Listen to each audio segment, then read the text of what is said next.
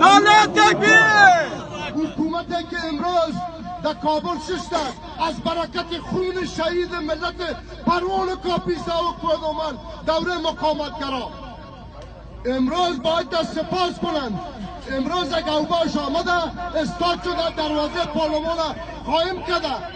آیا به ما ننگ و شرم نیست؟ امروز استاد شویم، امروز بدون عزیز اشرفخانی درد نمونیم. تقلب تا چرا ما را اجازه نمیده؟ پارلمان سعی کن سنا است تو، ریاست جمهوری است تو، قضا و محکمه است تو امروز میایی در یک پارلمانی که مردم رای داده تو یک اوباشت از دستش کس کوسو کو مردکه را باید معرفی بکن.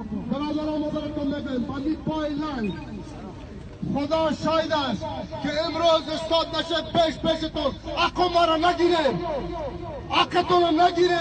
امروز ضریر بشه.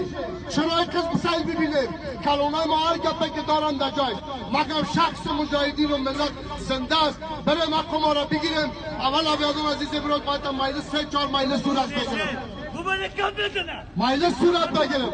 ما وقت کم از برادران در این گپ استاد باشه سیل نمینه که بازیگه این گپ از پیشتون رفت سالب از پیشتون میره. بازم تسلیت با امیر صاحب فاضل و برادرانش و